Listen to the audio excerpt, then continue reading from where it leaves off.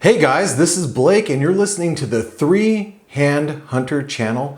I'm sorry I haven't been around for the last couple weeks. Had a vacation, it's summertime and work kind of got in the way, but this is my passion. So if you like seeing videos on watches you're not going to see all the time, please subscribe to the channel and make sure you give us a like, or give me a like rather, if you really enjoy this content.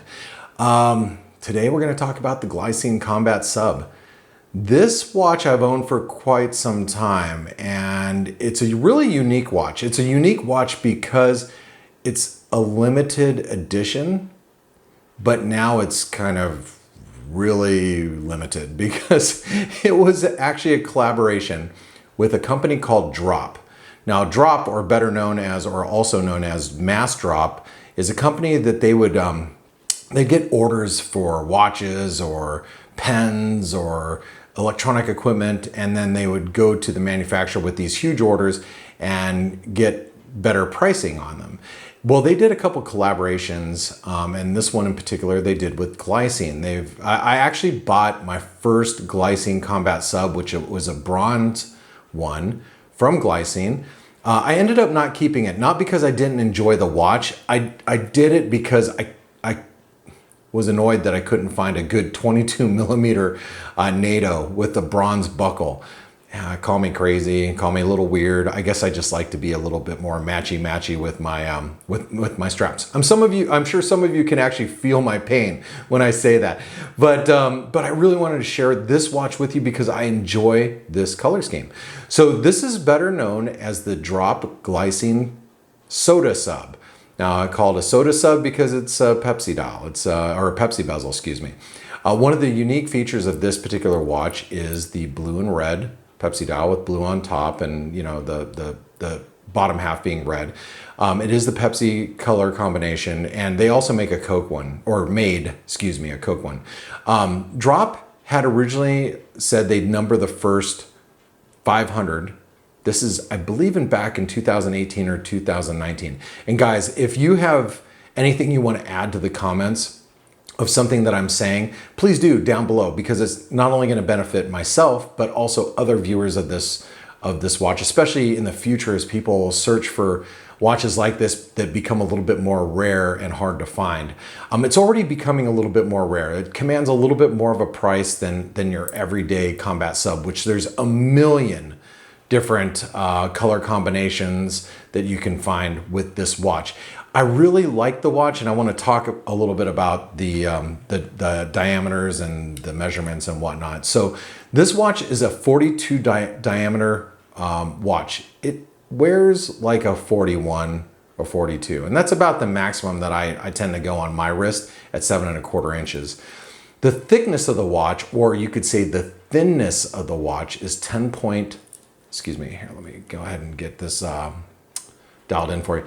It's, and let me move this. That's probably getting in the way here of the focus. It's 10.6 millimeters, super thin. Notice the turn down lugs, hugs the wrist. 50 millimeter lug to lug, 22 millimeter lug width. And this is a custom bracelet, or not custom, but it's not the original OEM bracelet.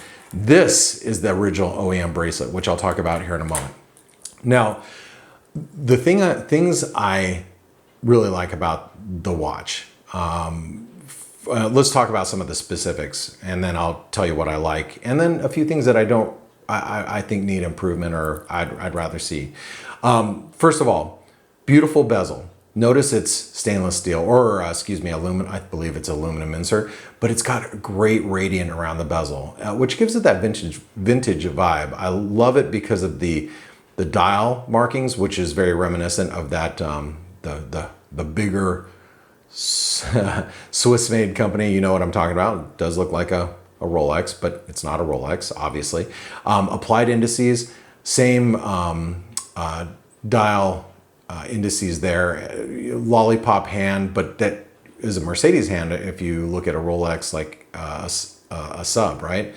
So the seconds hand really runs across almost the edge of the dial and that minute track, which is beautiful. It's really done well. Now notice the notice the thinness, and so look at the depth of the dial.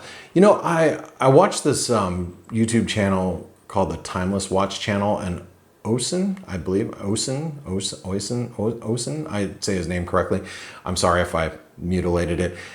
He's in Italy, but he's originally from Ireland, I believe. Anyway, he always talks about the distance between the crystal and the dial, and the thinner it is, the more classy it looks. And I have to agree. And that's one of the benefits of having a super thin watch, is it looks classier maybe than it is, because this isn't an expensive timepiece. It's probably your entry level Swiss timepiece that's automatic.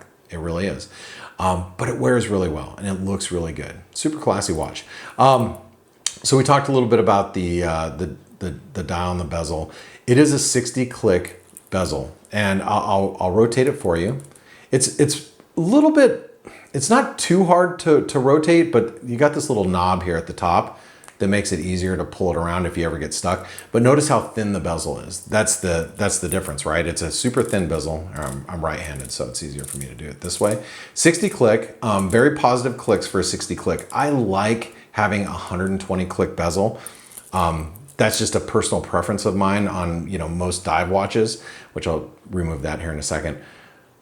But the watch itself is really well made, and it feels like a solid piece. Now, this is after the Invicta group bought Glycine. The telltale sign that I've learned is that when you don't have drilled lug holes, that tells you that it's an Invicta. I may be wrong in that, but that's what I've read, and that's what I've heard. So this is obviously post Invicta group purchase, but I've owned them both. I've owned Combat Subs that are from the original Glycine, and then before they've been purchased, and really the quality is the same to me, based on my experience, but it still wears awesome. So if you look at the case back, let's talk a little bit about it. It's just a polished case back, nothing super fancy, but the number here is 140. If I can get really close and you can read it. It is 140, so that means it's one of the first 500. Now, I don't know how many they ended up selling of these. I will tell you, based on the time and the time I'm filming this in 2021, they are becoming harder to find. Because I mean, if you look at it, it looks like, you know, a Rolex or a Tudor. It just does. You get that same look. You just don't have to pay the higher price.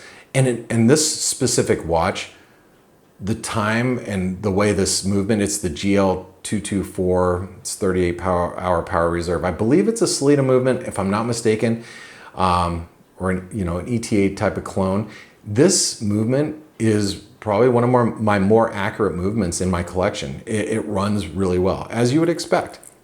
200 meters water resistance. The screw down crown is really, really well done. And when it goes down, you can feel the gaskets that you can actually see. I don't know if we're going to be able to view them. If I pop out the crown here, if you can take a close look, you might be able to see the gaskets, but you can feel the gaskets actually, engage, and it feels very, very secure. With that screw down crown and the screw down case back, I've taken this swimming and it works phenomenally.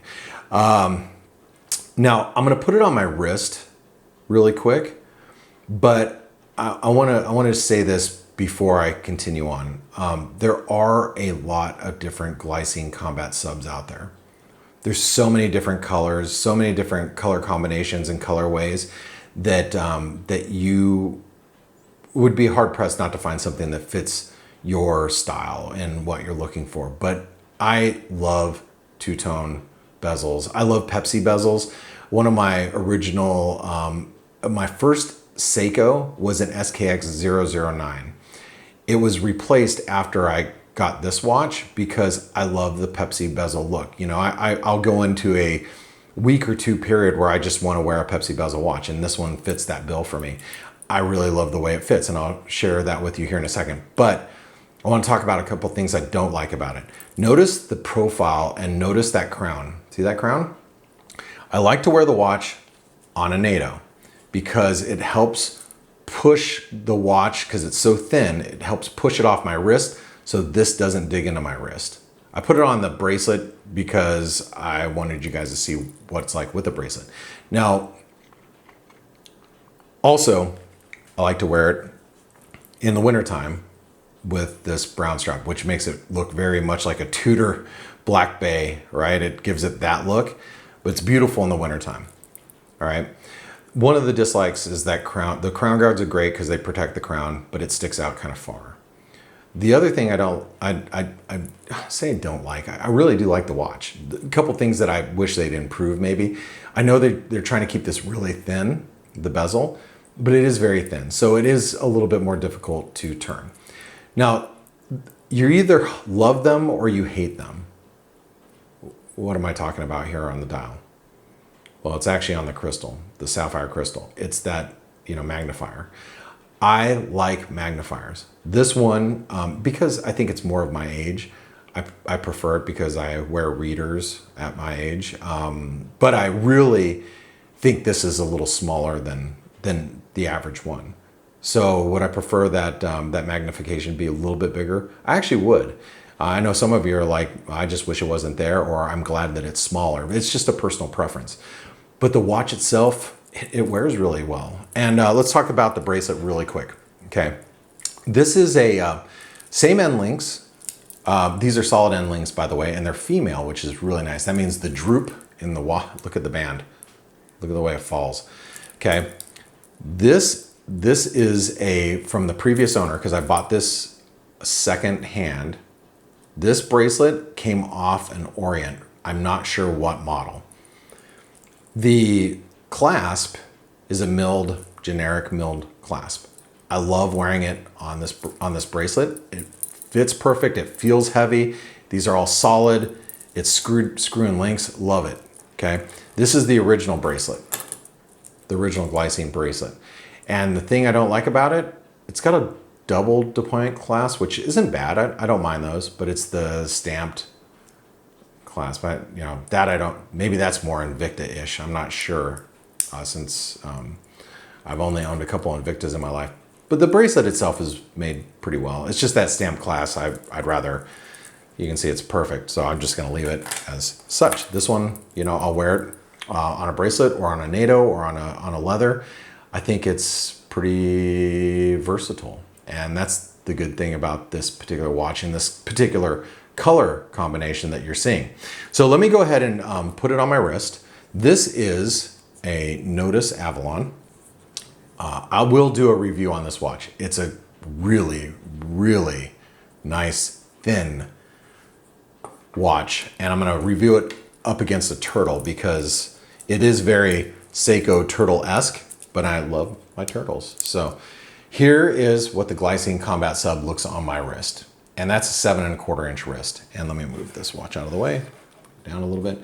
You can see how well it wears. And I'll show you some other, some other shots too. But this watch is really cool and it wears really well. But you can see when you bend back your wrist, because it lays so flat, it lays super flat on the wrist. It feels like a disc. So if you wear it above the bone, it's not gonna be so much of a problem. If you wear it below your little bone there, it'll dig in your wrist. But the watch itself, look at how beautiful it is. I wish this was a little bit more tapered. If you've ever had a Rolex or a Tudor, usually you go 4mm taper. This is only 2mm, 22 to 20. Same thing here, 22 to 20. It would have been nice if it went 22 to 18. Then it would feel super, super classy. I think that's really the one thing that if I had a big gripe or something that I really wish I had different about this watch, that would be it. But other than that, I really enjoyed it, and I hope you really enjoyed taking a look at it. And guys, gals, if you made it this far, let me introduce myself. My name's Blake. I'm a bit of a watchaholic. And if you've made it this far, my assumption is you are too. So make sure you like this video if you enjoyed it. Subscribe to the channel. Give us a subscribe down below. This way you don't miss any of my other unique videos and maybe, different reviews of watches you don't see all the time on these YouTube channels. Thanks everybody for tuning in. I appreciate you spending your time with me. Talk to you soon.